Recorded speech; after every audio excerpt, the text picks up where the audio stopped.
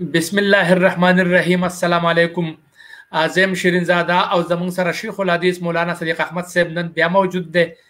او دنا بیا منګه د روزې په مناسبت سره او عام دغه په حواله سره به خبرې اترې کوو.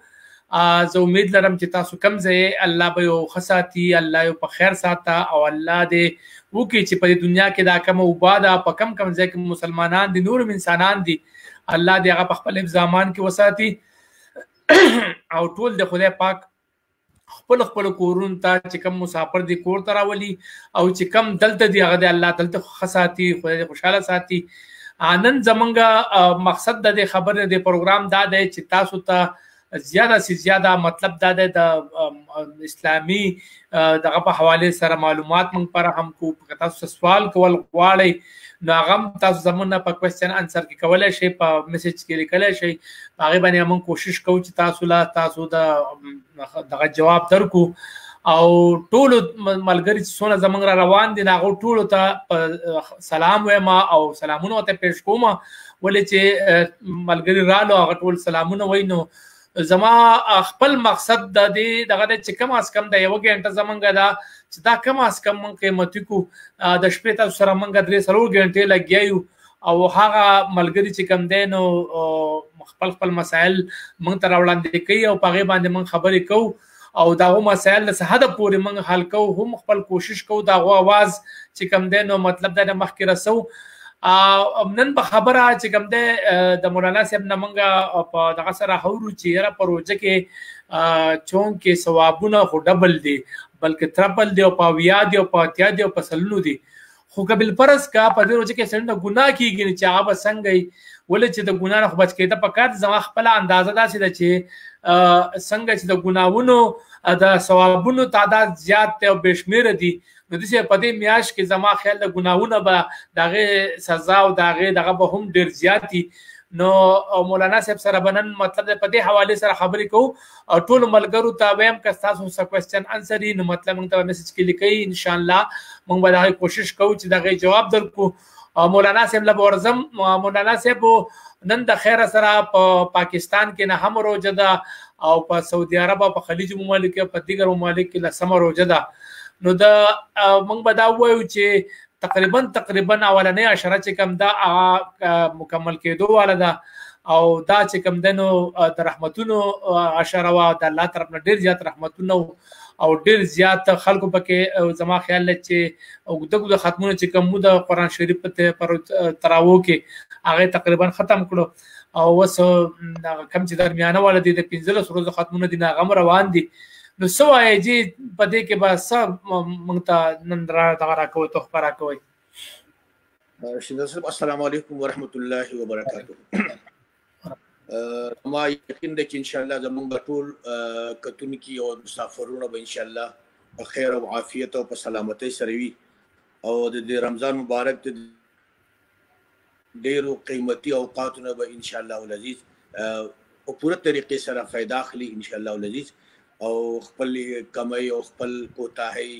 او خپل تقصیرات به انشاءالله العزیز د هغې د پوره کولو به انشاءالله کوشش کوي. الله پاک دې موږ ټولو ته توفیق راکړي چې موږ د خپل عمل اصلاح وکړو، د خپل ایمان اصلاح وکړو، د خپلو اعمالو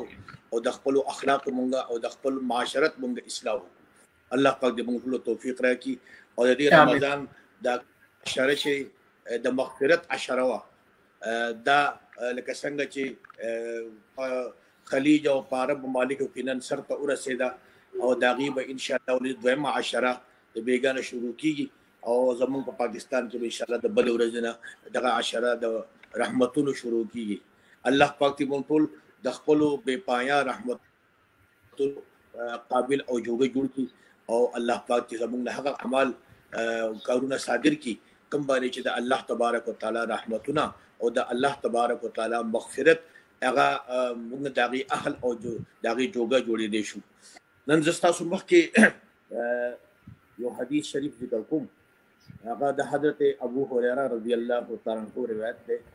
او حضرت ابو هریره رضی الله تعالی عنہ دا د خپل نوم ابو هریره نو د خپل نوم عبدالرحمن د نوم ذکر شوی دی او مختلف اقوال دي د 10 نه زیات قولونه دي د نوم په باره کې،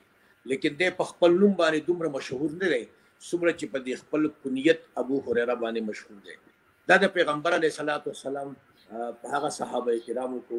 کم چې د حضور علیه الصلاۃ والسلام سره د اسلام قبلولو نه پس په سفر کې او په حضر کې په هر غزوه کې او په هر سفر کې د جناب رسول الله صلی الله علیه وسلم سره د هجرت په اوم کال باندې کله چې جناب نبی کریم صلی الله علیه وسلم خیبر فتح کوو نو هغه مقبره د اسلام قبول کړي په سن 7 هجری کې. او ظاهر خبر چې بیا کله سره لګ پوښه مودې د جناب رسول الله سره تیرې شوې ده، لیکن د دې لګي موده کې د پیغمبر علیه الصلاۃ والسلام خوا بالکل نه د پریښودي، بلکې داسې و چې ځان بالکل د حضور علیه الصلاۃ والسلام بلنګ جوړ کړو او د حضور مبارک چې کومه صفه وه د حضور علیه الصلاۃ والسلام په مسجد نبوي کې او چبوتره هغه جوړه شوې وه چې په هغې کې به دغه شانې مسافر صحابه کرام هغه وفات کېدل او هلته به د حضور علیه الصلاۃ والسلام نه قرآن کریم او د حضور علیه السلام احادیث زده کول. نو په دې لږ عمر کې د حضور سره چې کوم تیر شوی دی په اسلام کې د حضرت ابو هريره رضی الله تعالی عنہ مقام ډېر لوی اوچت او بلکې د خپل ټول ځان د علم دپاره او د پیغمبر علیه السلام د ارشاداتو دپاره وقف کړی و. نه یې څه کاروبار کوو، نه یې څه مزدوري کوله، نه یې څه تجارت کوو، بلکې شپه او ورځ په مسجد نبوي کې ناست او د حضور علیه السلام په مجلس کې به حاضر و. نو حدیثو په کتابونو کې د حضرت ابو هريره صاحب نه ډېر زیات احادیث 5374 احادیث د حضرت ابو هريره رضی الله تعالی عنہ نه روایت شوي دي. دا حضرت ابو هريره رضی الله تعالی عنہ فرمایي چې جناب رسول الله صلی الله علیه وسلم کو فرمایل من افطر یوما من رمضان من غیر رخصة ولا مرض لم يقضه صوم الدهر كله وان صامه. د حدیث شریف مطلب دا دی چې جناب نبی کریم صلی الله علیه وسلم فرمایل کم سړی چې قصدن بغیر د شرعي عذر نه یو ورځ هم د رمضان د روزې افطار وکړي نو کدی د رمضان نه علاوه په غیر رمضان کې ټول عمر روزې ونیسي نو دا به د هغه یوې روزې بدل نشي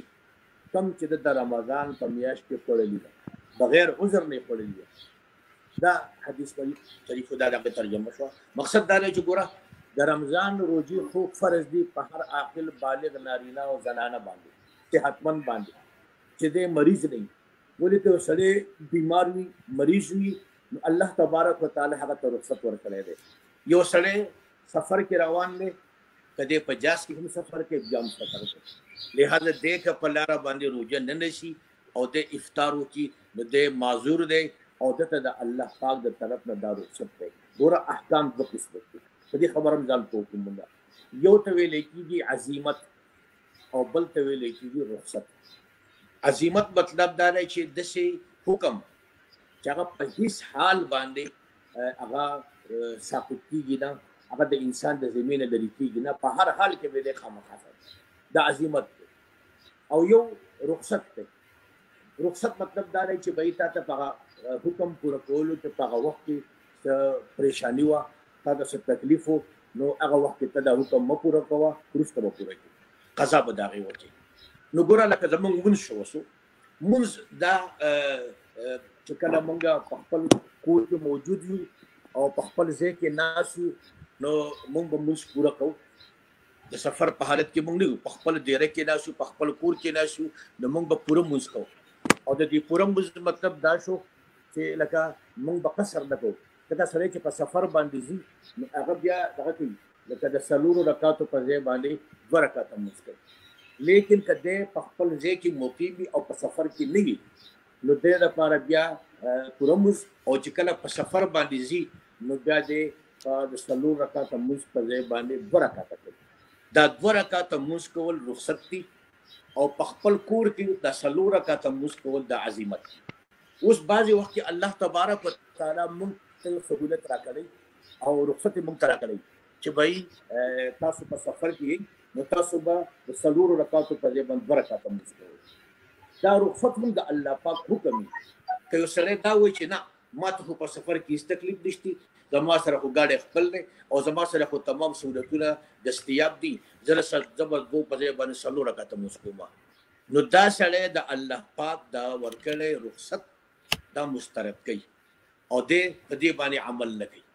لہذا په دې باندې الله پاک ناراضه کیږي. لکه څنګه چې په عزیمت باندې عمل کول دا د الله پاک یو خوښ عمل، دغه شانې د الله تبارک وتعالی په رخصت باندې عمل کول هم د الله حکم دی. دا رخصت موږ ته الله پاک را کړی دی، نو الله پاک دا غواړي چې څنګه بنده په عزیمت باندې عمل کوي دغه شان دی دا انسان دی په رخصت باندې هم عمل کوي. لکه اوس موږ د روژې په میاشت کې موږ کې الله پاک په خپله موږ ویلي ومن كان منكم مريضا او على سفر فعدة من ايام اخرى. کچری په تاسو کې څوک بیمار وي یا هغه په سفر کې وي نو هغه د رمضان د میاشتې د شمار پوره کړي په نور ورځو د اختر نه پس روژې ونیسه چې کله ستا په ځای باندې مقیم شوې بیمارۍ نه صحتمند شو نو اوس ته څه کوې چې ځان له قضا روژې ونیسه خبره ختمه شوه. نو یو سړي ته خو داسې عذر وي چې یا بیمار دی یا مسافر دی یا هغه ته داسې حال پېښ شو چې باید دی په هغې کې روژې نه شي نیولی نو دې دې نه نیسي. لکه د ده په سر باندې څوک توده تبی نه دي چې ته یې خامخا ونیسه، عذر دی ونیسه. لیکن یو سړي ته هېڅ قسم عذر نشته، نه بیمار دی نه مسافر دی نه ورته بل څه تکلیف دی او دی په خپل کېناست په خپله دیره کېناست هېڅ عذر نشته او د پرګرو سره یغه سحری او پېشمنه هم کړي خو برابر ټیک ټاک او یا یې مقصد دی چې سره پېشمنه هم ونکړو دغه شان پاتې شو سهار راپاسو د ناشته کوم روژه نه نیسم. لکه ولې روژه نه نیسې وروره؟ دا خو د رمضان میاشت ده او الله پاک موږ ته دا حکم کړی دی فمن شهد منکم الشهر فلیصمه. کوم سړی چې په تاسو کې په دې میاشت کې موجود وي نو هغه د دې میاشتې روژې ونیسي، دا حکم دی. نو ته روژه ولې نیسې؟ یاره بس طبیعت مې ټیک ته دی روژه مې خواته نه کېدي نه نیسم. اوس دا سړی دا د الله بنده د روژې د دې فضایلو نه د دې خبرې کې د روژې په وجه الله پاک ګوره ماله څومره اجر راکوي او د روژې په وجه باندې الله پاک ماله څومره ثوابونه راکوي او د روژې په وجه باندې ما ته چې الله تبارک وتعالی د تقوا کوم صفت راکوي ما خو ځان د هغې نه محروم وکړو. دی په دې نه دی کړی خو دا شوقي سړی دی یاره وایي نه دي سم و دا ټول خلک چې خوري نو ما ورته نشي کولی شو خلک به ډېر ناروا کوي ته هم ناروا کوې دا خو خبر نشته. خلک خو دلیل نه دی چې خلک به یو کار نه کوي ته به تبې هم نه کوې، خلک به ډېر کارونه نه کوي خو ته به یې کوې ځکه تا لپاره به هغه د الله پاک حکم وي هغه به د جناب نبي کریم صلی الله علیه وسلم طریقې ته د هغې نه به مخ نه وړې. لہذا عذر شته نه بیماري شته د روژه وخوړه بیا ورته چا وویل چې دا خو دې ناروا وکړه ګوره د خدای بنده دا دومره قیمتي ورځ وه او تا دې روژه ونه نیوه مړه هېڅ خبره نشتي بیا په قلاره باندې ونیسمه اوس ګرمي ده او په یخنۍ کې به ونیسمه د یو په ځای به 2 ونیسمه خو ته ولې خفه کېږې؟ نو خبره دا نه ده چې ته د یو په ځای باندې 2 او 10 ونیسې. دلته حضور علیه الصلاة والسلام وفرمایل که دا سړی د رمضان یوه روژه بغیر څه د شرعي عذر نه دی پرېږدي او ویې نه نیسي نو که دی د غیر رمضان روژې ټول کال ونیسي نو دا به د رمضان دغه یوې روژې بدل ونشي. هغه یو د رمضان په د یو روژې چې کم انعام ورکوي او کم ثواب کوي نو هغه انعام هغه ثوابونه به د غیر رمضان د پوره کال په روژو باندې چې 11 میاشتې ته روژه ونیسي یقینا د دې یو روژې ثواب ته نه ملوي. ځکه دا د الله پاک حکم په هغه ټایم باندې پوره کول پکار او تا د هغه ټایم نه په دې کې خامخا هغه تاخیر وکړو او هغه حکم دی د هغه وخت مطابق چې کوم د الله حکم تا د الله حکم په وخت باندې پوره نه کړو نو وروسته د دې تلافي نشي کېدلی. بعض علما خو داسې دي لکه حضرت علي رضی الله تعالی عنه د هغه ارشاد دی فرمایي چې د رمضان یوه روژه چې یو سړی بغیر د عذر نه پرېږدي د دې روژې د سره قضا نشي کېدی د سره قضا نه کېدی. اگر چې یو سړی ټول عمر روژې نیسي خو د دې یوې روژې قضا به پوره نشي د یوې روژې قضا به دی پوره نشي لیدلی. د دې وجنه جمهور فقها او حضرات محدثین رحمهم الله هغه فرمایي ټیک تک چری او سړي روزه یو روزه نه نیولي نو د په ورسته د دیوی روزه قضا وکړي خبره ختم شوه لیکن که روزه نیولي و او بیا یې قصدن ماته کړه د وزر په بنیاد باندې نه قصدن یې ماته کړه ده او یا یې خوراک څښاک وکړو یا یې بل څه داسې جنسي خواهش خپل پوره کړو د هغې په بنیاد باندې دی به د دې روزه فاسده شوه د دې روزې قضا به هم کوي او کفاره به هم ورکوي سي 2 میاشتې کفاره به ورکوي د هغې روزه به نیسي او یو به دا قضا دا به نیسي دا خبره البته یاره خبره ده چې یو سړی یو قضا ومنوه او 2 میاشتې هغه د کفارې دا روزې هم ادا کړي خو بیا هم خبره دا ده چې کوم فضیلت او برکت الله پاک په رمضان کې روزهدار له ورکوي دا ورته بیا به هم نه میلاویږي او د دې حدیث شریف مطلب هم دغه دی چې ګوره برکتونه به دې راسره راشي خیرونه او ثوابونه هغه به تا ته په لاس باندې رانشي کوم چې د رمضان د روزې په وجه باندې انسان ته حاصلېږي دا په هغه صورت کې دی چې کله یو سړی روزه ونه نیسي او د هغې قضا وکړي خو که چېرې بعضې خلک خو داسې هم شتي چې هغه د سره روزې نیسي نه د سره روزې نه نیسي نو د هغو متعلق خو بعضې خلک خو داسې هم وي پکې دومره لکه فاسقان خلک پکې هم وي چې بالکل هغه برسر عام او کلم کله هغه روزې خوري دې سړي ته ګمراهي ویلی کېږي او د ده نه غټ ګمراه بل څه کېدی شي ځکه چې دا روزه خو د اسلام په بنیادي ارکانو کې ده یعنی حضور علیه السلام فرمایلی دي بني الاسلام على 5 د اسلام دا عمارت چې دی دا په 15 ستنو باندې ولاړ دی 15 ستنې شهادت ان لا اله الا الله وان محمد رسول الله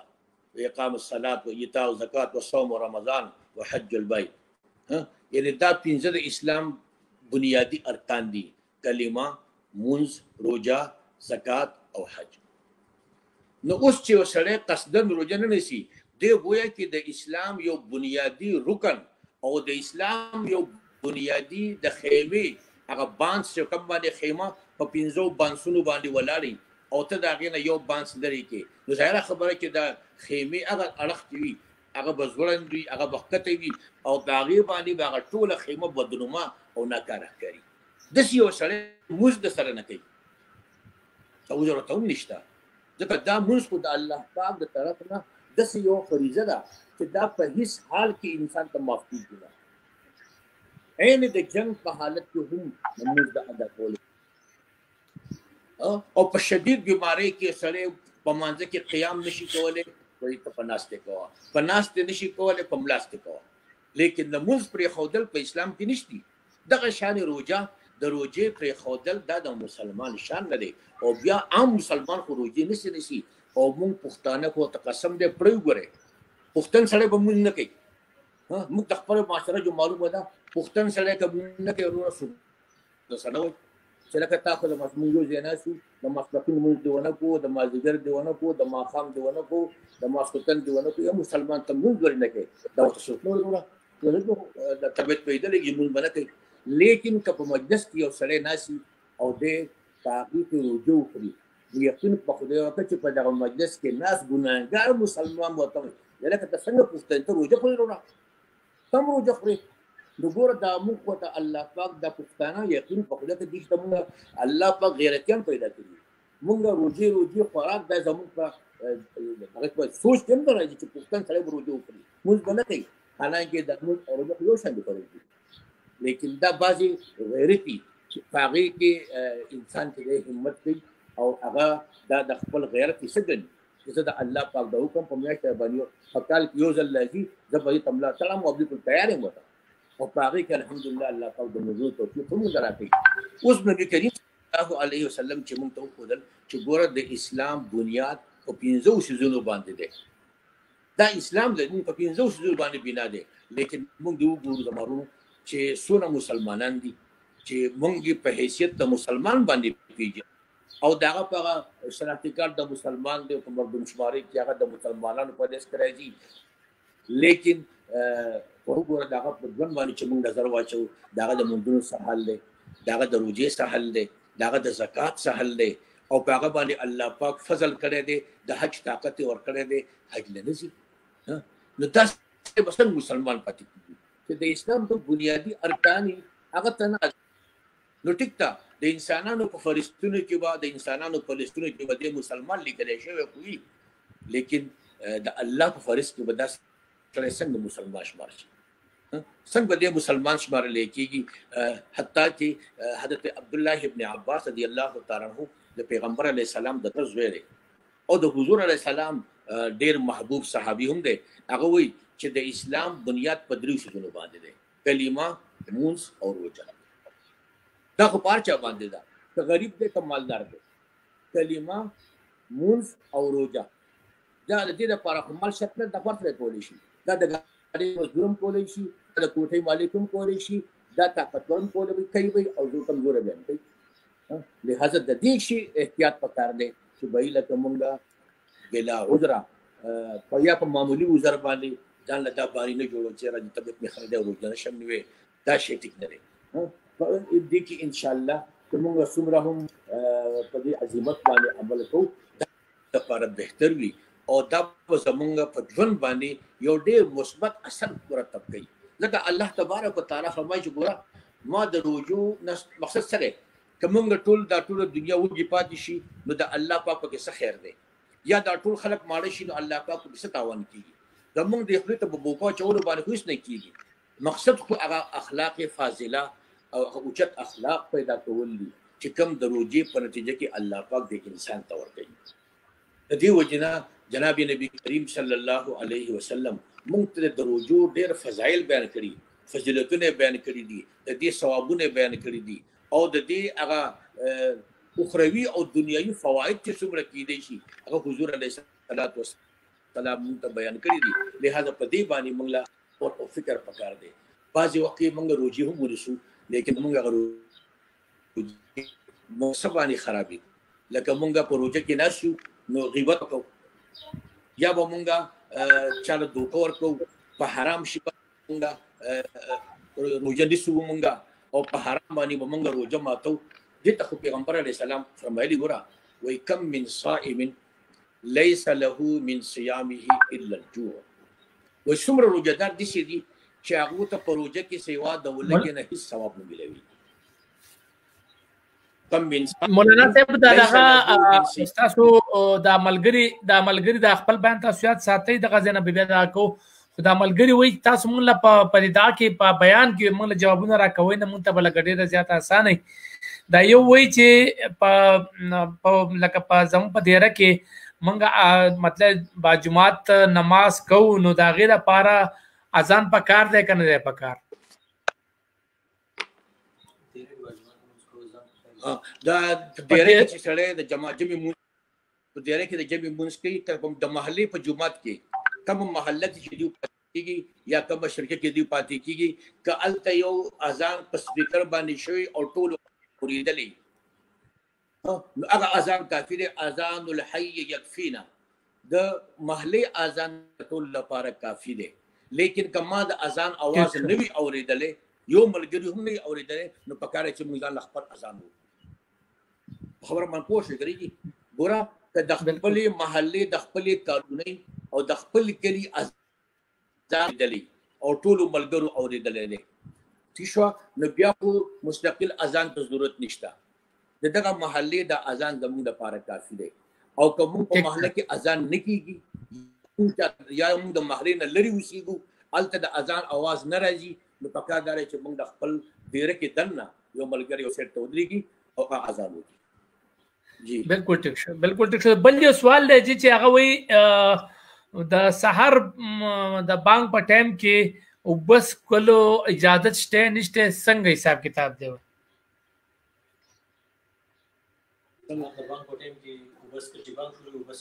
دا زموږ جی دا زموږ پخوانی عادت دی زموږ پخوانی دا مرض نه دی چې موږ په پېشمرۍ وکړو نو د کټ سر ته به مقصد دی چې په یو غټ کنډولي کې اوبه یخودې وي او یا به مقصد دی چې نسوار به موږ یخودي او چې کله به اذان شروع کو نو زه به نسوار تو کړلو خوله به یې کنګغله او په ځان به یې کنډال له واړو وروړه او غړپ غړپ غړپ دا شی به دا کنډال بیا راښکودو دا شی خطرناک په دې دی چې ګوره دې ته سوچ وکړه د اذان د څه لپاره ویل کېږي. اذان د دې خبرې اعلان دی چې صبح صادق شوی دی، صبح صادق شوی دی، ستاسو روزې بندي شوي دي. په بانک باندې روزه نه بندېږي، دا خبره باندې وکړئ. په بانک باندې روزه نه بندېږي. اوس په یو ځای کې به ملا ګوده شوی بانک بنوئ، ته به د غرمې پر خوراک خورې چې بانک خو نه دی ویلی. نو په بانک باندې څوک روزه نه بندوي، په ټایم باندې بندوي. وروره زمونږ د خلکو دغه پوخاني سادهګان خلک وروره ځان ته به اوبه یخودې او نسوار به یخود او سر ته به دواړه لاسونه لاندې کړي وو، ډډه به والي وه او چې څنګه به دا شی دا وروره چې په ځان به اوبه راواړولې، هغه روژه خو ته وخوړه. خبره بالکل بالکل خبرې او باندې هغه دماغ مې خراب دي. ستا خو روژه شتي نه وروره، روژه کم ده ستا. نو دا د بانک په وخت د بانک مطلب دا دی چې تاسو روزه بند شوی ده، خبره ختمه شوه. جی بالکل صحیح. بل یو سوال دی چې لکه یو سړی دی هغه خپل رقم چې کم دی څومره چې دي 1 لاک 2 لاک دي هغه چاله قرض ورکړي دي او دا سوال کوي چې په دغه ما چې کوم پیسې چاله قرض ورکړي دي په دې باندې زه زکات به ورکوم که نه به ورکوم، دا مسله راته ووایه. دا پیسې د ورکړي په بخانه باندې چې د هغه شوې او د خپل ملکیت نویسته دي او د هغې د واپسې څه توقع دی نه ساتي چې ما خو لوکړي د خدای په نامه د هغه پوه شه کار یې پوه شه، نو بیا خو دغه سړي ملکیت ته داخلې شوې او د ملکیت نه ووتې په د زکات. لیکن که ما یو سړي له ورکړي وي قرض حسنه، ټیک شو جي، چې دا پیسې ته واخله او په دې باندې خپل کار وکړه او ماله به کال پس 2 کاله پس ماله د ما پیسې راکړي. اوس دا پیسې د دې قرض ورکول کې د ملکیت نه خارج شوي نه دي، دا هم د ملکیت دی. نو دې خپل سرمایه جمع کوي، نو په هغې کې د چې چاله قرض پیسې ورکړي دي او هغه قرض داسې وي داسې قرض دی چې هغه د هغې واپسي هغه ممکن ده، د هغې توقع چې باید دا سړی ماله ما پیسې راکړي د ما پیسې خوري نه. نو دغه قرضه چې د کوم ورکړي ده دا قرضه به دی په خپله سرمایه کې جمع کوي او په دې ټوټل باندې به زکات ورکوي. لیکن هغه پیسې داسې ډوبې پیسې وي چې روره نه سړی ورکوي نه یې مني او نه یې ورکوي. یا مقصد دا دی چې د دغې پیسو نه علاوه د دې سړي سره نوره سرمایه نشتي چې د هغې نه دی زکات ادا کړي. نو که فی الحال ورسره د زکات پیسې د ادا کولو لپاره نشتي، نو دا د دې یو کال د زکات په ده باندې قرض شو، بل کال چې پرې راغی او پیسې میلاو شوې چې د زوړ کال قرضه به هم د زکات هغه ورکړي او د دې کال به هم ورکړي، خبره ختمه شوه.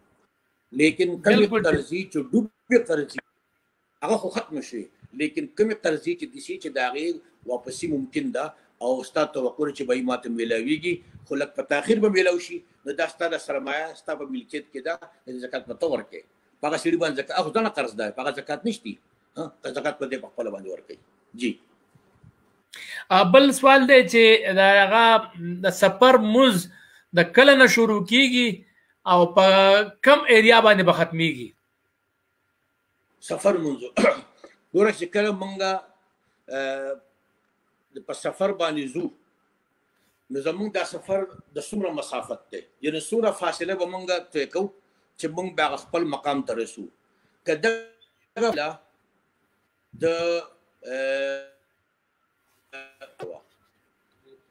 یا تقریبا 73 کیلومیټر زه د خپل کور نه چې کوم ځای ته تله غواړم نو زما د کور او د هغه ځای په منځ کې 73 کیلومیټر فاصله ده یا 48 میل. 73 کیلومیټر او 48 میل یو شی دی. نو کله چې زه مثلا ګوره زه په مینګورې کې ناست یم او زه ځم پېښور ته، نو د مینګورې او د پېښور په منځ کې 150 کیلومیټر فاصله ده مثلا. نو اوس 150 کیلومیټر فاصله ده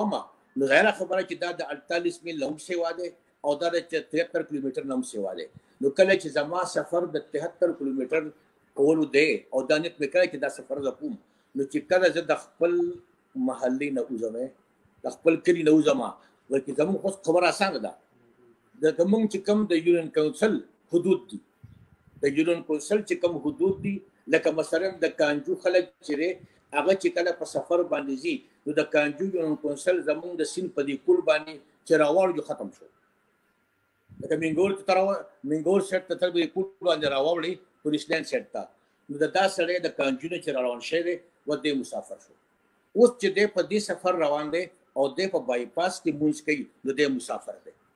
دی که د بلوګرام په چوک کې مونځ کوي نو مسافر دی. مقصد زما دا شو دې خبرې نه چې بای کله مونږه د دومره سفر چې د هغې مسافت 73 کیلومتر دی یا 48 میل دی نو چې دومره مسافت مونږ د طی کولو اراده وکړو نیت وکړو نو چې کله مونږ د خپل کلي د خپل یونین کونسل د حدودو نه ووتو نو زه مسافر شوم. اوس که زه په هر ځای کې یم مونځ کوم نو زه به د سفر مونځ کوم. دغه شانې چې کله زه خپل منزل ته ورسېدم سفر کې یم. اوس چې پېښور کې زه کوشم نو زما په پېښور کې د څومره اوسېدو نیت کړی دی. زه به هلته څو ورځې اوسېږم. زه فورن واپس کېږم که زما هلته د پاتې کېدو څه اراده شتي. نو اوس که ماته د پاتې کېدو څه پته نه وه چې زه خو څه کار باندې راغلی یم او خدای خبر چې دا کار مې زر کېږي او که لیټ کېږي مریض راسره دی داخل دی په هسپتال کې اوس پته نه لګي چې مونږ 2 ورځې سارېږو هفته یې سارېږو 6 ورځې سارېږو 10 یې سارېږو مونږه. نو په دې کې دا مسئلې چې ګوره کله ستا نیت نه په یو ځای کې کنفرم نه شوی د 15 ورځو د 15 ورځو کنفرم نیت ته نه کړی نو ته هلته مسافر یې. اگر چې په تا باندې کالم تېر شي خو نن ځم او سبا ځم کېدای نن چوټي شو سبا چوټي شو نو دا سړی په دغه سفر دا چې دی مسافر دی. خو که دی لاړ شي یو ځای ته د خپل کلي نه 73 کیلومتر لرې او هلته دی وایي چې زه به دلته 15-16 ورځې دلته خامخا یم او 15-16 ورځې به دلته اوسېږم په دې کار باندې راغلی یم دا به دلته کې زه 3 هفتې وباسم او 6 ورځې به وباسم. نو دغه ځای چې دی چې څنګه ورته دی ورسېدو او هلته د 15 ورځو یا د هغې نه د زیاتو د پاتې کېدو اراده وکړله نو اوس به دغه ځای د شي وطني اقامت دی به هلته د مقیم سړي په شانتي مونځ به دی پوره کوي و دی مسافر نه دی. ټیک شو چې که په دې منځ کې د 15 ورځو مخکې دی را روان شو هېڅ خبره نشته بیا دی مسافر شو. که بیا واپس لاړ نو بیا به د خپل نیت کوي چې زه 15 ورځې پاتې کېږم جو دا به وطني اقامت شي او د خپل کور چې مونږ پکې پاتې کېږو زمونږ د خپل کلی چې مونږ پکې اوسېږو او مونږ پکې زمونږ پکې مړی او ژوندی ټول په دې کلي کې دی دې ته ویلی کېږي وطن اصلي. یو وطني اصلي او یو وطني اقامت دی. نو دغه وطني اقامت دی لکه مثلا د سوات نه یو سړی پېښور ته لاړ او په پېښور کې د 15 یا د هغې نه د زیاتو ورځو د پاتې کېدو نیت کړی دی نو دا پېښور د وطني اقامت دی. دا وطني اقامت کې چې دی وي د 15 ورځو نه سیوا نو دی چې مونځ کې پوره مونځ به کوي. خو که د سفر په دوران کې یو سړی هغه په ګاډي کې روان دی او په لاره کې مانځه ته ودرېدو او په جومات کې امام ولاړو خو امام مسافر نه و امام دغه کلي خپل امامو نو دی چې پسې مونځ کوي دی به دغه امام د نیت موافق نیت لیدلو. که امام مقیم دی ورسره 4 رکعته مونځ کوي داسې نشي کولی چې امام د مازدیګر یا د ماسپښین مونځ کوي 4 رکعته فرض او دا مسافر ورو د ګاډي نه کوشو منډه کړه او جومات ته چې ورتو نو مولوي صاحب 2 رکعتونه کړي د دې په دې وروستنو 2 تشو رکعتونو کې د امام سره شریک شو او امام سلام وګرځو دو سره سلام وګرځو دا غلطه ده. د تحریمو چې کړي ده په امام پسې کړي ده نو امام خو 4 رکعته مونځ کوو دی به هم 4 رکعته مونځ کوي. داسې نشي کېدی چې دی د روان ګاډي نه کوزېږي هغه چې 2 رکعته پوره کړلو او په قاعده باندې کېناستو هغه 3 رکعت ته پاسېدو او دا بادامګل لا پاسېدو خپل موټر ته وختو وي زه خو ځم لکه دا سلام خو نه دی ګرځېدلی وروره نو داسې به نه کوي. وطني اصلي وطني اقامت په دې دوران کې چې دی ځي راځي دی به مسافر وي د یونین کونسل د حدودو نه چې سره دی بهر شي مسافر شي او چې د یونین کونسل حدود ته نږدې کېږي نو مطلب دا دی چې دی به بیا د یونین کونسل د حدود نه چې دی بهر د مسافرانه دی او چې کله واپس کې دی یونین کونسل حدود ته انټر شو نو دی بیا مقیم شو اوس به دی پوره مونځ کوي. بالکل ټیک شو. خا بل پکې پته کې دنه بیا سوال لې چې پروان ګاډي کې لکه په سیټ لا پاسه مونږ کولای شي سړی کني شي کولای سي دغه سوي دا باز زبې ارزو کوم جی بعضی ګاډي د شي کوي چې د هغې ودرېدل د هغې ودرول زمونږ په اختیار کې دي مونږ یې ودرولې شو چې مونږ ورته وایو چې بھائی لکه مونځ کوو او مونږ ته ودرېږئ هغه به مونږ ته ودرېږي. بعضې ګاډي داسې ومي هغه مونږ ته ودرېږي لکه زمونږ خپل ذاتي سورلۍ د مونږ پکې ناسیو نو چې کله مونږ ګور د مانځه ټیم شي نو مونږ به ګاډی سیټ ته ودرو او د روډ په غاړه باندې په پټرول پمپ کې په جومات کې به مونږ د چا په ډیره کې مونږ مونځ کولی شو هېڅ مسله مونږ ته نشته لیکن بعضې وخت ګوره مونږ په داسې یو سورلۍ کې ناست یو چې دغه سورلۍ ودرول زمونږ په اختیار کې نه دي او نه زمونږ د دې احساساتو هغه پابند دي لکه ګوره سړی ناست دی په جاز کې په جاز کې ناست دی فلایټ دی نو فلایټ خو په فلایټ کې بعضې سادهګان پکې هم وي که نه چې هغه لکه د ماسپښین 9:30 بجې شوه هغه ورور دا جاز ودرول او زه مونځ کوم ته جاز ودرول جاز ته ودرېږي نه چې تا ته په هوا کې ودرېږي چې ته ودرېږه زه دا مونځ ګرانه کوم یا د کوڅې کوم داسې خو نه کېږي یا کم یا ریل ګاډی شو نو ریل ګاډی ټرین چې دی هغه د چا په مرضۍ باندې ودرېږي نه که ته په کوشي او دا لمونځ کوې نو ټیک ده بعضې وخت کې داسې سچویشن او حالت پیدا شي چې لکه زمونږ دپاره په ټایم باندې دا مونځ کول هغه ممکن پاتې نه شي یا خو مثلا هغه ګاډی په داسې علاقه کې هغه ټریولینګ کوي چې هغه ځای خطرناک دی او ډریور چې باید دا ټیک نه دی او دلته کې د نقصان خطره ده لهدا چې لږ مخکې لاړ شو هلته به بیا مونځ وکړي خو زمونږ خلک بیا زورور دی هغه وایي نه مونږ خو په کلي کې په 9:30 بجې د ماسپښین مونځ کوو نو زه خو 9:30 ده نو په 2 بجې باندې مونږ نه کېږي په 3 بجې باندې مونږ نه کېږي ګوره په داسې وخت کې بعضې زموږ خلک ډېر زیات زورورتوب نه وي پکار لکه دا دی چې وایي په سفر کې ډېر لوی ګنجایش دی او په سفر کې خو زمونږ دپاره ډېر لوی رعایت دی مثلا ګوره زه به د ماسپښین مونځ د خپل کلي د جومات په شانې په سفر کې نه کوم ځکه چې هلته سفر کې ګاډی زما د مرضۍ تابع نه دی زه په ځان د هغه ګاډي د روټین مطابق سیټ کوم نو به زه به د ماسپښین مونځ کوم به چې کله د ماسپښین مونځ کوم هېڅ تعدین باندې نشته وروره بلکل د ماسپښین د مانځه چې کله اخرنی وخت شي په دغه وخت کې ګاډی ودروه اول به د ماسپښین مونځ وکړي بیا چې کله د مازدیګر وخت داخل شو د په دغه څه د مازدیګر مونځ هم دواړه مونځونه لکه مثلا فرض زه تا ته یو مثال ښیم لکه زه دا ویم چې به زمونږ په سوات کې مثلا د ماسپښین د مانځه اخرنی ټایم چې دی 4 بجې ټیک شو دا هسې یو مثال دی په 4 بجې باندې زمونږ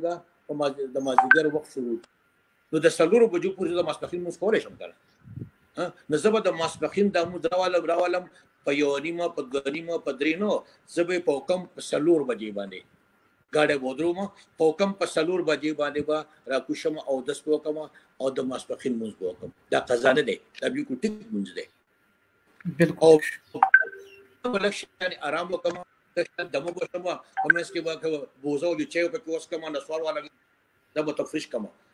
او بیا چې مثلا 4 بجې شي 15 منټه 4 بجې شوي زه به بیا ودرېږم او د مازدیګر مونځ به وکړم نو دا یو ځای باندې یو سټاپ مو وکړو په یو سټاپ باندې ما اول د ماسپښین مونځ وکړو او بیا به د مازدیګر مونځ دې ته جمع بین الصلاتین وایي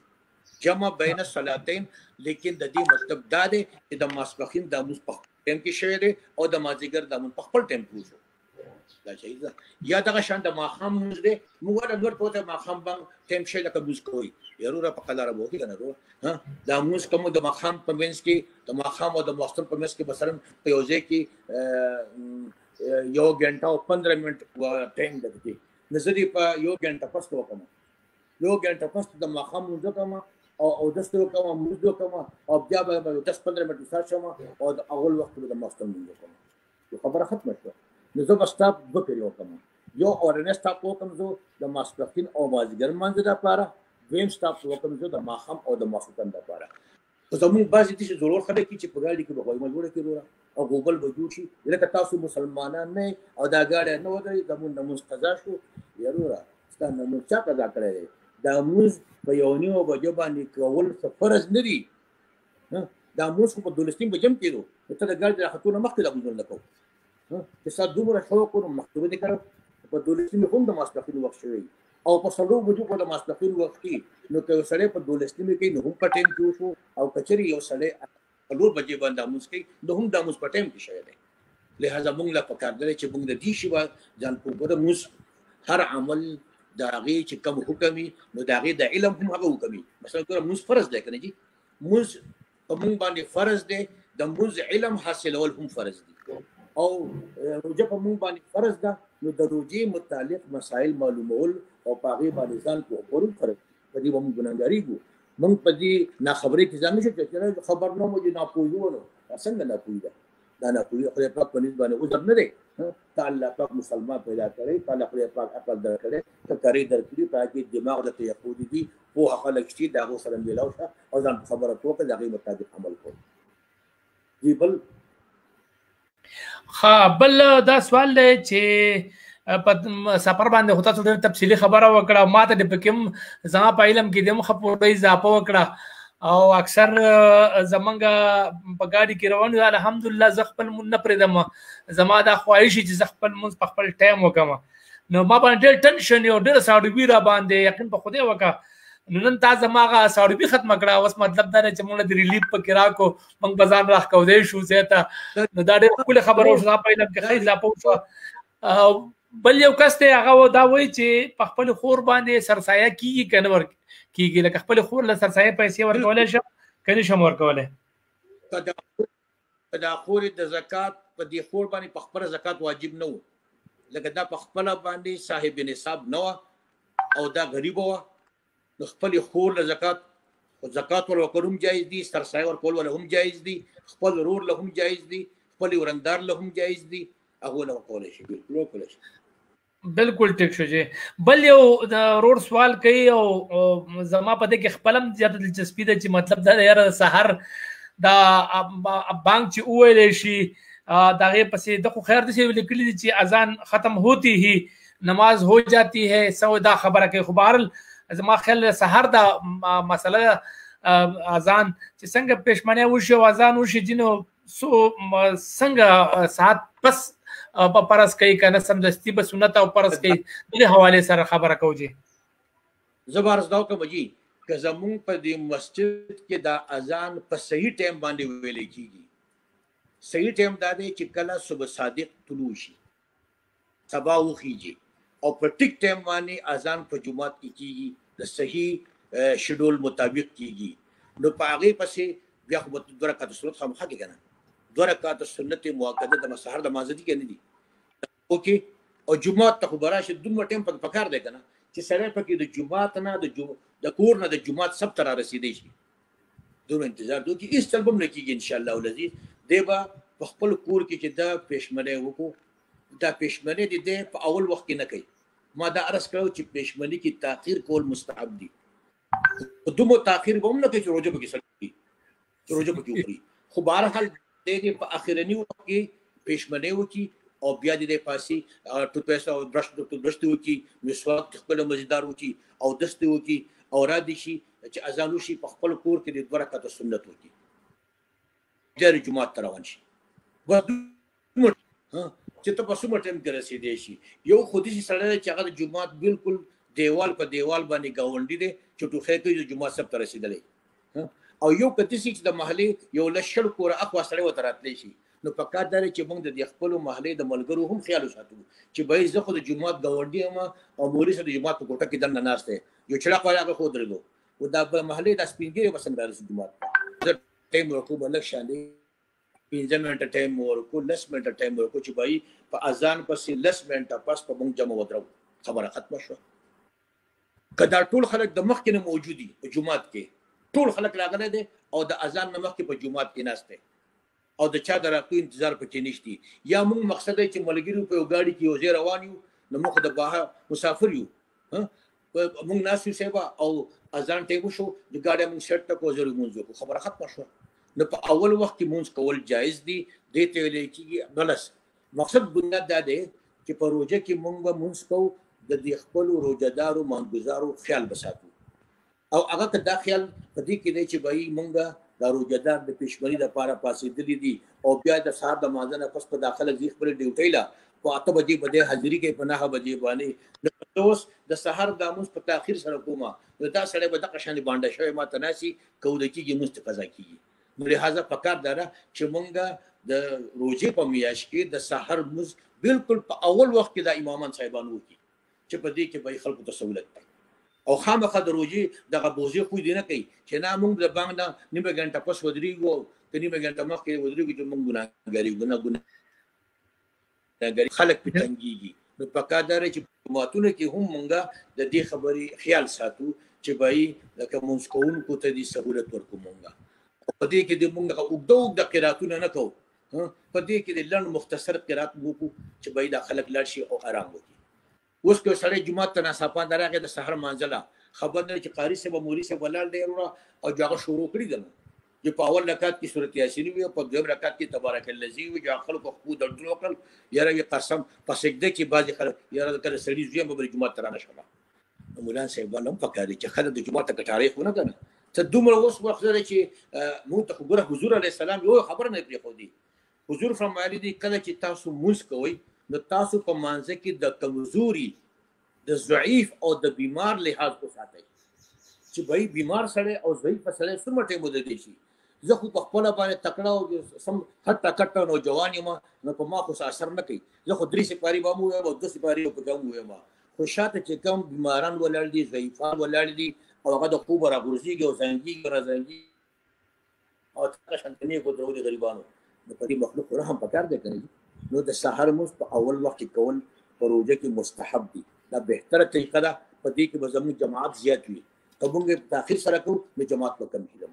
او د رمضان نه علاوه په نور ورځو کې پکاره چې سحر مسلمانګه نشانه انتظار د خلکو ډیر وکړو چې هغه جمع کې شریک شي او جمع زیات شي جی بالکل بل سوال لږ چې یو کس ته زمونږ روډ دی هغه دا وایي چې زما سره گاډی دی آیا په دغه گاډي باندې زکات کیږي نه کیږي مطلب د استعمال گاډی دی تر څو پورې ګوره چې کم شي د خپل ذاتی استعمال لپاره دی زما ضرورت ته ما خپل ضرورت لپاره غسته او زما زیری استعمال له پدې کې زکات نشته اوس یو سره دی دا هغه سره آیفون دی او قیمت 1 لک روپۍ دی لیکن دا آیفون د کاروبار لپاره دی غسته دا د خپل استعمال لپاره د غسته دی یا د وسړي سره مرسډیز گاډي دی بنز گاډي سره دی او دا گاډي د خپل کور لپاره غسته د خپل ځان لپاره غسته دی نو کدا د 1 کروڑ روپو گاډي دی 1 کروڑ روپۍ قیمت دی پر زکات نشته خدا کله کاروبار د پاره غستې د تجارت د پاره غستې نو هغه باندې زکات د هغه په سرمایه باندې د هغه په مالیت باندې ګز بالکل ټیک بالکل ټیک ټول نه هغه زکات نشته جی بالکل صحیح بل یو روډ دی هغه دا سوال کوي چې تراوی نفل دی که سنت دی او اتر رکعات جایز دي کنه دي زه خو ته راګیس نشم ویلو زه دایم چې تر سنت دي ته پیغمبر علی السلام سنت دي که څوک اتر رکعات کوي هغه ته دی الله پاک د اتو توفیق ورکړي او چې څوک شل رکعات کوي هغه ته دی الله د دې شل توفیق ورکړي ته دې دوه دی الله پاک قبول کړي امين لیکن زه خو ته نه ته ګناګار یم نه کافر دی نو ګناګار صحیح نشم ویلې بالکل ټیک مطلب دا دی دا جاهلتوب خبره نه پکا جاهلتوب خبره ما تاسو مخکې راس کړو چې جهالت په نکو یو سړی چې د چا په قول باندې اعتماد دی د چا په وینای اعتماد دی بس هغه د اعتماد ساتي او د هغه مطابق دی عمل کوي بس دا د مرزي ده که زه ورته زر پیریوم چې اتر رکعات دي شل رکعات دي نو دې شل رکعات نه مني نو چې مني نو زه سره ولي خړل جوړ ورکوتا او زه سره ولي مقصد دی چې رب داوي جوړوم وای ته اتر رکعات کې بسکوت کارو زه خو شل کومه ستاده اته پکې دن کوم زما خو تاسو ضروري کنه زه ستاده اته مرم او کوم خو ته زما شل نه ونی زه خو په دې کې زما څه ګناه نشته اتومات کاری کوم شل لکات ولي وکړل ما هو ستاته کړی بالکل چې اته رکعات کې کني اته کوي هغه تاون پکاره ده چې هغه بیا قیام الليل پیغمبر علیه الصلاۃ والسلام 12 رکعات تهجد کوم کړی دي ناغه دم کې کنه ته هغه نه کې هغه پیغمبر سره ټول کل کړی دي اتر رکعات کړی دي لس رکعات کړی دي 12 رکعات کړی دي نو تاسو نه کې ناغه خو نه کې چې کوم پیغمبر علی السلام سنت ته دا کوم دي تهجد د پیغمبر علی السلام طریقه نه ده پیغمبر علی السلام کو تهجد کړی دي او ویت به تهجد نه پس کولو نو ته خدا کرنا کې نو موږ ګوره بازي خبرې دي چې کو کنه هغه کې موږ ځان اساني ګورو چې را په کوم شي کې ماته سہولت ته یو ځباغه طرف ته ځما او چې کوم کې لکه په دې خبره کې څه بات ته ګوره د دې شذ رکعاتو یا هر څه چې دي خو په دې خو دا خو موږ د بل څه کار خو نه کوو کنه یا د نفل دي شي نو که په دې کې مونږه په شلو رکعاتو کې به مونږه څو سجدې وکړو څلوېښت سجدې وکړو اتیا سجدې به وکړو نو دا څه نقصان وشو په سجده کې الله پاک ته انسان د ټولو نه زیات نږدې کېږي دا خو مقام قرب دی د الله پاک نو چې څومره مونږ عبادت کولی شو به یې که ته اته رکعاته کې اته دې وکړلو دا باقي په شریک شه د نفل په نیت شریک شه پکې د نفل په نیت پکې شریک شه چې دا باقي به زبان نفل وشي نو څه خبره ده کنه جی خو بهرحال لکه په دې ما مخکې عرض کړی چې په دې وړو وړو خبرو باندې د یو بل سره سي تو مې کوله وچ پوچه مسله چې مالېزه کوله پر مجلس کې کول دا ټیک خبره نه ده بالکل ټیک ده دا مسلمان دی مسلمان نه کڅوک امین په زور او کڅوک امین په رو باندې وي کڅوک لاسونو کې کڅوک ټول مسلمانان دي او ټول د پیغمبر سره امتیان دي او موږ ټول دی الله پاک په جنت کې اوسېږي امين په دې کې موږ خبره بالکل ټیک بل یو روډ دی هغه دا سوال کوي چې سړی نه جوړه دی او ډراپ وته لګی نو چې په دې باندې روزه ماتي کنه دا ډریپ چې وته کم لګی نو چې په دې روزه ماتي کنه ماتي تر څو پورې چې ګوره د روزې په حالت کې پوخا خلکو دا خبرې کولې چې یاره پوخا په روزه کې څوک ځان له په مټ کې ستن وهي نو په دې روزه نه ماتيږي خو په رد کې چې ستن وهي په دې روزه ماتيږي دا خبره غلطه ده ټیک خبره ده چې ته انجکشن لګې که هغه په مټ کې لګې که په رګ کې لګې که ته ډریپ لګې او که ته انجکشن لګې نو په دې باندې روزه نه ماتيږي ولې نه ماتيږي د روزې د ماتېدو لپاره یو د جوف دماغ یو جو چې برای راست په مقرر لار ته داخل مقرر منفذ اصلي د لپاره به کېل کېږي لکه ګوره ګېډې ته چې زمونږ خوراک زی نو چې مونږ په خپل خورو نو په خولې په لار باندې مونږ خوراک درنه کوو ټیک ته جی لیکن کله چې یو سړی بیمار شي او په خپل خوراک نشي خوړی نو هغه ته د پوزې په لار باندې پایپ داخليږي معدې ته او هغه ته په هغه لیکوډ خوراک چې د معدې ته منتقل کیږي خو دا خوراک که د پوزې په لار باندې دی که هغه د خولې په لار دی او که هغه د وق په لار باندې یو پیپ داخل شي هم به د حلق ته راځي ځکه ګوره چې کله یو سړی په خپله وق کې د دوایي ټکې وکړي نو د مرۍ ترخه شي ورسره د دې مطلب دا دی چې د دې وق نه هم یو لار د مرۍ ته شته حلق ته یو لار شته ټیک شو که دې په پوزه کې دوایي واچي په پوزه کې نو هغه د پوزې دوایي بر د حلق ته ځي معلومه دا شوه چې درې لارې داسې دي چې په هغې کې موږ معدې ته یو شی داخلوو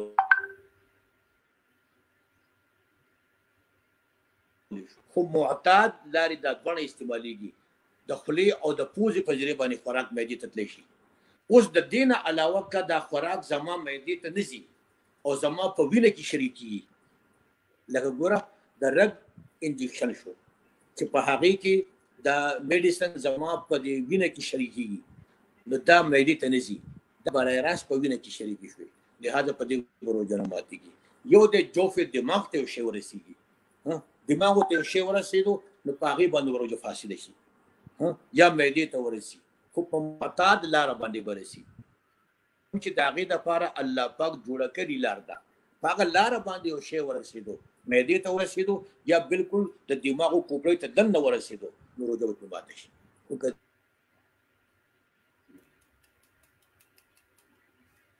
داسې نه نو په دې به یې هم روزه ماتېږي نه لیکن دا جدا خبره ده چې بلا ضرورت د روزې په حالت کې دا ډریپ لګول دا به مکروه وي بلا ضرورت که د ضرورت په بنیاد باندې ولګېده بالکل ټیک ده لکه مثلا ګوره یو سړي ته ګلوکوز ډریپ لګېدلی دی او هغه پکې ځان ته زمونږ دا کلیوالو خبره ډاکټر صاحب ستنې پکې ماتې کړه نو ځان ته پکې هغه زیړې او ورسرې ستنې ماتې کړې او دا ورته په رګ کې وچلېدو نو په دې به یې روژه نه ځکه چې بیمار دی یا یې مقصد دی چې ګېډۍ جاري شوې ده نو هغه ته مقصد دی چې ضرورت پیدا شي اوس که دی ګېډه جاري او روژه ماتوي نه ضرور سړی دی د ماښام پورې کې دغه شی جاري مړ به شي نو بیا به روژه ماتې په جنت کې کوي نو خطا نه دی چې په دې کور کې وکړي بالکل ټیک بالکل ټیک ډیره مننه. بل یو سوال دی دا خو داسې دی خو بهر ما چې کوم مقصد واغستو هغه دا دی چې یو ګاډی دی ما د مزدورۍ دپاره اخیستی دی یعنې ټکسي پې کوي او ټکسي پې چلوي چې په دې باندې زکات شته که نشته؟ ګوره که دا ګاډی ما اخیستی د خپلې مزدورۍ دپاره چې زه پې ټکسي کوم یا زما مقصد دی چې هایست دی فلانکوچ دی بس دی ټرک دی او په هغې باندې زه مزدوري کوم ټیک شو جي د مزدورۍ هغه پیسې چې ده د پیسې چې ګوره دغه تجارت لپاره اوس نه دی دا ګاډی چې ما د مزدورۍ لپاره اخیستی دی نو دا تجارت لپاره دا جدا خبره ده چې کله زما اړه موږ خرڅ پرې کوم لیکن زه خرڅوم نه موږ چې زه ځان د ګاډی اخلو زموږ په ذهن کې یو خبرې چې بای زه ځان زما بارګین ته ځم او شوروم ته ځم ځان له ګاډی اخلم هغه ګاډی سره اخلي او یار ګاډی د کور واړه دی ضرورت دی یو دا غم خادي زمونږ ډیره دا د سوالو د ګاډي دا انتظار نشو کولای یو ځان له خپل ګاډي واخلم بس د دې معلومه دا شو چې دا سړی دا ګاډي چې اخلي نو د خپل کور د ضرورت لپاره اخلي ټیک شو مونږ ګاډي واخلو بیا ګاډي مونږ لکه په نسبتاً په شوروم کې په مناسب ریټ باندې اغستې مثلا زمونږ نن کسٹم پیډ ګاډي دي ته ما خپل مزیدار ګاډي اتفاقاً پریس ساته ویلاو شو سبا ماډل باندې خو پرنګ باندې خو رندم نو یاره ما دا ګاډي خو ما په 1.5 لک روپۍ واغستو په 1.5 لک روپۍ اغسته او د خپل کور منډه تړل او خدمت په کوم را کوم اچانک د شو چې په لار باندې زره وانه یو ځای کې ګاډي ودرو یو تو کسان نه پسرال ما ته وی یاره ګاډي خرڅینه یا غوږ نه خرڅو نو ये परसों गया कि ये 5 लाख रुपए ना पातो पसी आवाज गांडे जो मुझे गुजारा होगा तकदे न मंग गाड़ी खर्च को पासली बानी जगह गाड़ी मंग ورکو خدا गाड़ी چې ما واستو نو دامه د خرڅ لپاره نه واسطه حالانکه موږ پارټي ما ورو دا गाड़ी ما خرڅ نه لګاسته ما خپل ضرورت لګاسته نه ما خو شي راځي سمو هڅه چې ته بدل ګلو ګوري او ته حالت پاتې کیږي را پاتې کیږي ته ځان پیدا کولې شو ته په دې गाड़ी مو خو شي نو موږ دا غنه یو شل 200 روپے وګټو او ګاډي ولول ټیک شو جی خدا ګاډي چې ما اول ځل په بارګین کې په ورکه شوروم کې اغستو زما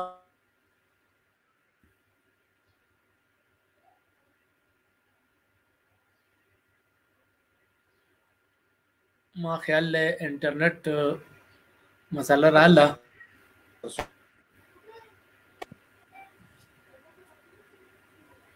انټرنیټ مسله رااله کوشش کوو چې مولانا صاحب سره رابطه قائم شي چونکه نن سبا د انټرنیټ استعمال ډېر زیات دی جو په دغه باندې نت سپیډونه چې کم دي نو کم دی او دغه په وجه باندې دا مسلې دي مونږ ته بهرل زما خواهش ته چې مونږه دا پروګرام چې کم دی جاری وساتو ډېر دلچسپ پروګرام دی یقین وکړئ تاسو ته ډېر زیات معلومات پدې کې راشي نو تاسو وروسته کدا پروګرام راشي نو تاسو دا پروګرام شیر کوئ تاسو د الله دغه اجر درکې د دې لپاره نه چې یاره زما پیج د سوق لایک کې بالکل د سوق لایک کې خدا پروګرام شیر کوي پدې کې ډېر زیات مطلب وړي مسائل دي خو موږ ته پته نه لګي هغه کې د سفر په حواله سره د خور سرسایا زکات د مانزو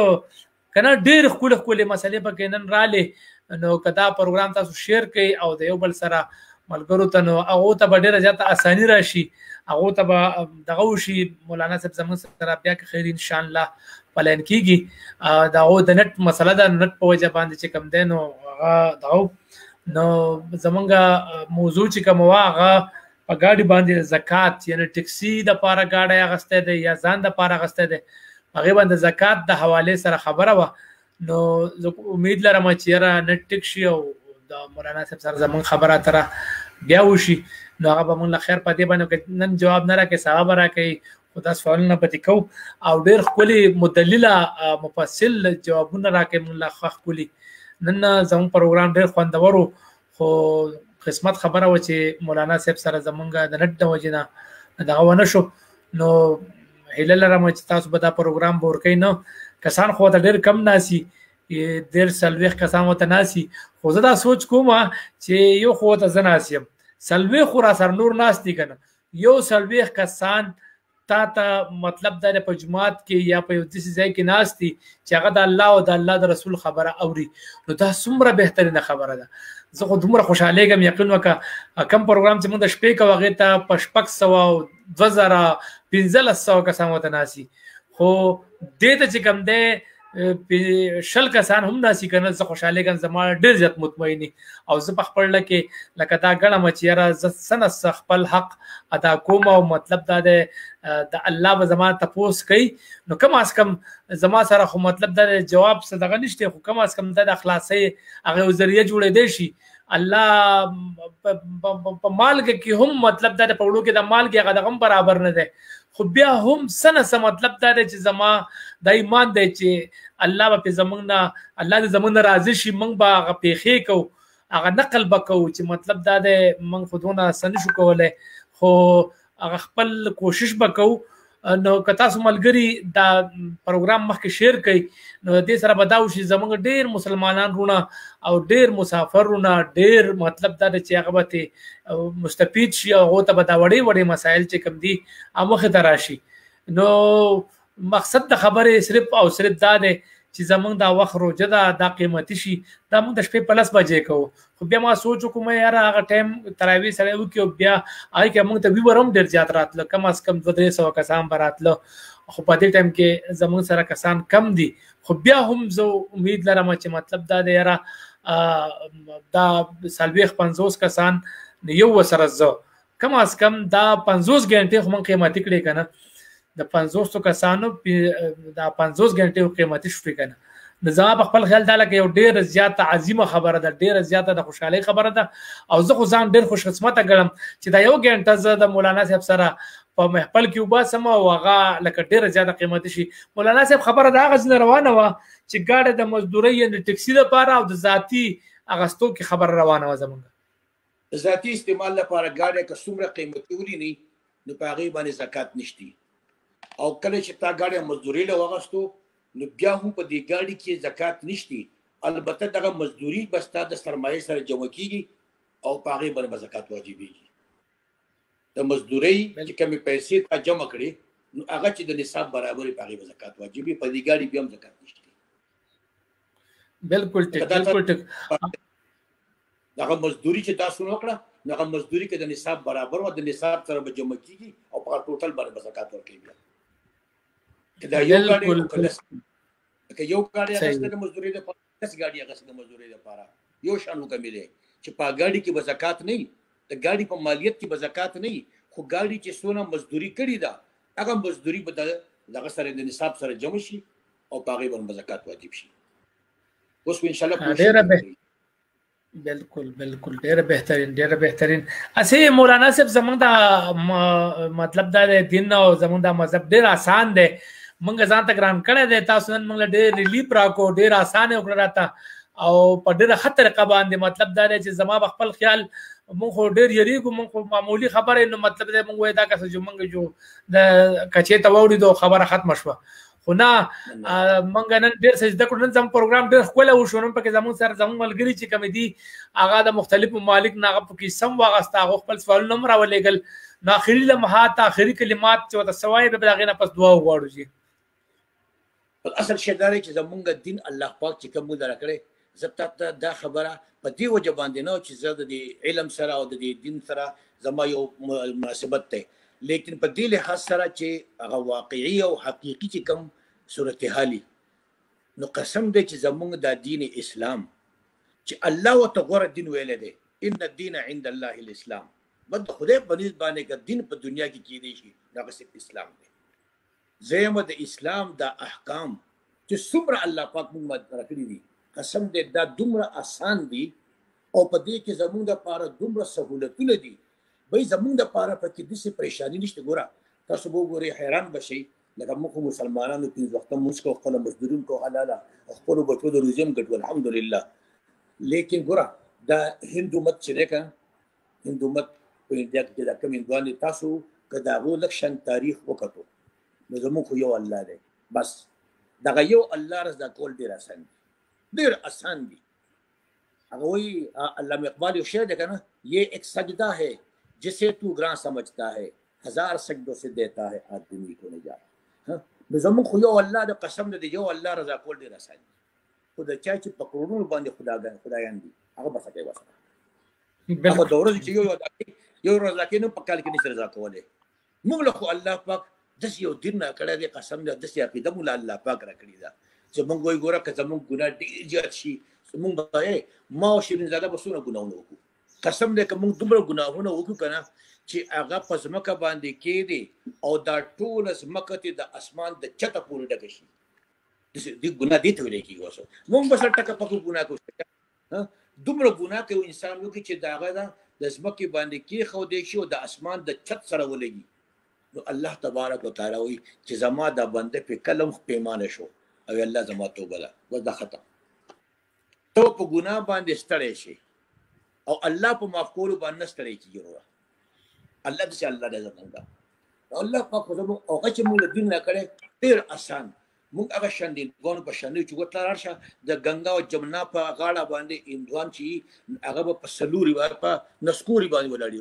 په سر باندې به ولاړي او یو هفته به ولاړي او څلور د عبادت دی زما ورونه. یا مو مقصد دی چې یو سړی په یو خپه باندې ولاړي، یو خپه او دواړه لاسونه یې کړي او یو هفته به ولاړي. دا ولې زه بګمان دا خو څه عمل نه دا خو څه دین نه دی که نه. یا مقصد لري چې هغه شان دین چې کم مخکې و چې بهی کم سړی ستا مخ له یو څپېړه راواچي نو ته به ورته دا بله مخامخ کوې. موږ خو الله پاک دغه دین نه دی راکړی. داسې دین هم الله موږ نه دی راکړی چې موږ ګناه کوو او زموږ په دیوال باندې زموږ په دروازه باندې الله پاک موږ ته زموږ ګناه لیکي. په موږ باندې خو الله پاک ډېر رحیم دی او ډېر مهربانه دی او هغه خو زموږ په ګناهونو باندې پردې اچوي، پردې پرې اچوي. څومره زه ته د دار رقم ګوره یو حدیث شریف دی. جناب نبی کریم صلی الله علیه وسلم فرمایل چې د قیامت په ورځ به الله پاک یو بنده راوغواړي، ٹھیک شو، او هغه ته به دغه عملنامه ورکړي چې باید د خپل عملنامه وګوره، کولاو کا دې به کولاو کی. هغه په دې کې چې د دروغ مروغ ته تخکاری چې تا یو کار نه کړی او تا به پرشتو لیکلی نه الله دا خو به رښتیا دي تا فلاني ګناه کړی دی او کړی دی په دې ورځ دا کار کړی او کړی دی. دا یو ګناه به ته الله پاک د قیامت پر ورځ باندې یاد کړي دا کار دې کړی دا نه کړی بالکل نه کړی. دا انسان به دا تصور وکړي چې یاره بنده لاړې او ورک شوی ځکه چې هغه ټولې خبرې خو دلته موجود دي. که لوی ګناه دی که ورکوټی ګناه دی او که د غلطۍ دی او که د قصد دی هر څه چې دي هغه ټول شی په دې کې لیکلی شوی دی. یو تباه شوی لاړې غرق شوی بیا به الله پاک وایي دی الله پاک ځان ته د خپل شان مطابق رانږدې کړي. حاجي لکه څنګه چې موږ ځان ته څوک رانږدې کوو او هغه ته موږ په غوږ کې پټه خبره کوو نو الله پاک به ځان ته رانږدې کړي ورته به وایي بنده دا فلانې ګناه دې هم کړی دا دې هم کړی دا دې هم کړی او بالکل مې کړی دی. وګوره د دې ګناه نه په دنیا کې څوک خبر شو په تا باندې ما پرده اچولې وه خبر شو الله دې نه خو څوک نه خبر نو نن دې هم شرموم نه زما بنده نن دې هم د دې خلکو مخکې نه شرموم ځه جنت ته ځه دې ته ګوره داسې الله زمونږ دی چې هغه زمونږ نه قسم دی مونږ د الله پاک د ځان نه زغلی نو الله پاک خو مونږ ځان ته رانږدې کوي بنده زما سره جوړ شه مونږ الله ناراضه کو او مخلوق رضا کو. قسم دی دا مخلوق مونږ د الله نه ګوره نشي خلاصولی او الله مونږ د هر چا نه خلاصولی شي. نو په کار خو دا دی چې مونږ الله رضا کو او الله ته نږدې شو. ګوره په دنیا کې مونږ د هغه سړي په خوا کې کینو چې هغه زورور وي د کمزور سړي په خوا کې څوک نه ودرېږي وایي دا خو ځان نشي خلاصولی ما بس خلاص. نو په کار دی چې مونږ که ځان د دنیا د مصیبتونو نه د دنیا د تکلیفونو نه ځان سیوا کوو یا په ډډه کوو نو مونږ به الله ته نږدې کېږو او الله ته نږدې کېږي انسان په تقوا سره په پرهیزګارۍ سره دغه د حکم په پوره کولو سره دغه د حبیب صلی الله علیه وسلم په طریقو اختیارولو سره. دا دی الله پاک زموږ نصیب کې قسم دی چې موږ ته هېڅ پریشاني په دنیا کې به جنتیان وکړي انشاءالله. بالکل ټیک بالکل ټیک. اخري سوال دی بیا به دعا غواړو. وایي چې یو سړی بیمار دی د روژې فدیه څونه ده؟ د روژې فدیه د صدقة الفطر برابر ده څومره چې سرسایه ده دومره د روژې فدیه ده. خبره ختم. مثلا په دې وخت کې که دې په مینګوره کې او په سواد کې نو دې 100 روپۍ ورکړي خبره ختمه شوه. د یوې روژې فدیه 100 روپۍ ده.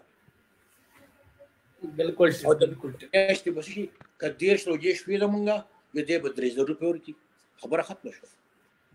صحیح صحیح صحیح صحیح. یعنې صدقة الفطر سرسایه او د روژې فدیه او د مانځه فدیه هم دغه ده. د هر مونځ فدیه هم دومره ده. لکه موږ مثلا بیمار دی او وفات شو او دته منځونه پاتې شوي نو د هر فدیه هم 100 روپۍ ده. د دې په د شپږو منځونو حساب کې بیا 15 فرض منځونه دي او وتر هغه واجب دي.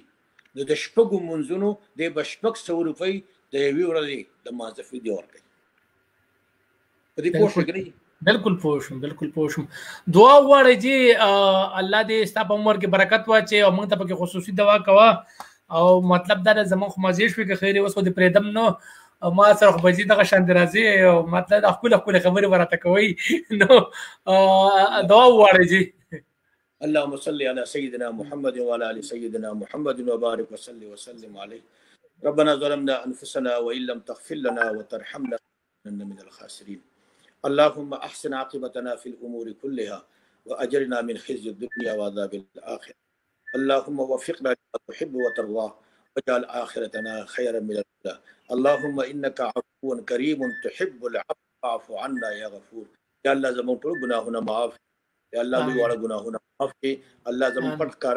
معاف کړي. الہ العالمین د قصد او د خطا ګناهونه معاف کړي. الہ العالمین مسلمانان چې وفات شوي دي پاکه د ټولو کامل مغفرت نصیب کړي. د جناب نبی کریم صلی الله علیه وسلم امت الله پاک داغو گناهونه معاف کړي. الله پاک درجات بلند کړي. الله پاک ټول د جنت الفردوس نصیب کړي. سونه مسلمانان ژوندي دي الله پاک داغو د ایمان او د اعمالو حفاظت وکړي. الہ العالمین ته په ټول ته الله پاک په خپل دین باندې استقامت نصیب کړي. الہ العالمین زموږ دنیا او ټول پریشانی ختم کړي. الله زموږ مشکلات کی. الہ العالمین سونه بیماران دي الله پاک ټول بیمارانو ته د هر قسم مرضونو بیمارونو شفای کامله عاجله مستمره نصیب کړي. الہ العالمین موږ د هر جسمانی معذورینا او د مالی معذورینا الله پاک په امان کې او موږ ته حفاظت نصیب کړي. الہ العالمین به اولاد ایک صالح اولاد ورکړي. چاله کې د اولاد ورکړي مولا اولاد نیکان او صالحان کې. الہ العالمین دا کوم وبا چې په ټول عالم باندې راغلي الله پاک د ټولو انسانانو او خصوصا د ټولو مسلمانانو الله پاک ته حفاظت نصیب کړي. الہ العالمین موږ د هر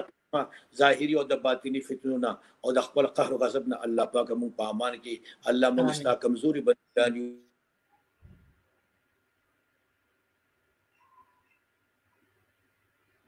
آمین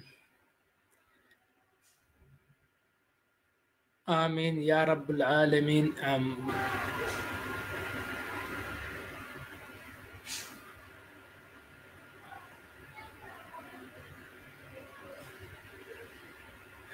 ما خیال انټرنیټ دغه شو خراب شو بیا د مولانا صاحب نو بهرل پروګرام زمونږ چې کم دی نو موږ به اختتام ته ورسو. نن تقریبا 1 غنټه او 12 منټه وشو. ډېرو ملګرو پکې شرکت وکړو. الله دې تاسو خوشاله ساتي چې کم ځای خدای پاک په خپل ځامان کې ساته او دا کوم وبا چې راغلي دا خاص کر دا مسلمانان دي خدای پاک هم په امان کې. غیر مسلمانان دي ټول انسانیت ته الله ته په امان کې او خدای پاک دا وبا ختم کې او الله دې په ټوله دنیا کې خپل رونق بیا په حال کې. او زمونږ مسافرونه چې کوم هغه په 2 مسلو کې او په 3 مسلو کې گیر دي یو سر د خپل کور او د بچو فکر دی اپاته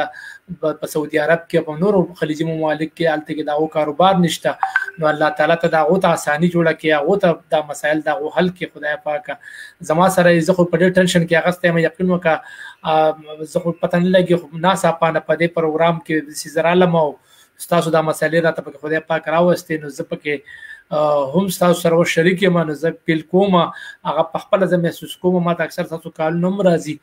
نو خدای پاک دې زموږ ټول د مسلې حل کړي. د مازه ټایم د مازیګر او دا پروګرام مخکې شیر کړئ. سونه چې زموږ ورونه دا پروګرام تاسو اسې ګورئ نو هم اسې شیر کړئ ولې چې په دې کې مسائل دي او زموږ دینی فرض جوړیږي چې دا موږ مخکې شیر کو ول دا زموږ ټولو د مسلو چې کم دي نو حل پدې کې او د اخرت پیدا پکې هم د دنیا پیدا پکې هم د موږ ته اساني پکې جوړیږي. نو په دغه حواله سره تاسو ته دا گزارش کوم چې دا پروګرام مخکې شیر کړئ. زما دا پیج اړو لاک کوي مخ چې مطلب دا دی دا پروګرام مخکې زینو دغه بخیزه د خپل دغه لپاره نه یم چې یاره تاسو زما پیج دا کې دا چل وکړي او هغه چل وکړي. ما تر اوسه پورې دا خبرې نه دي کړې نو به مخکې وکم. الله یو خاد او آباد در چې کم ځای خدای پاک یو آباد او خاد ساته. اجازه نه غواړم د الله په امان.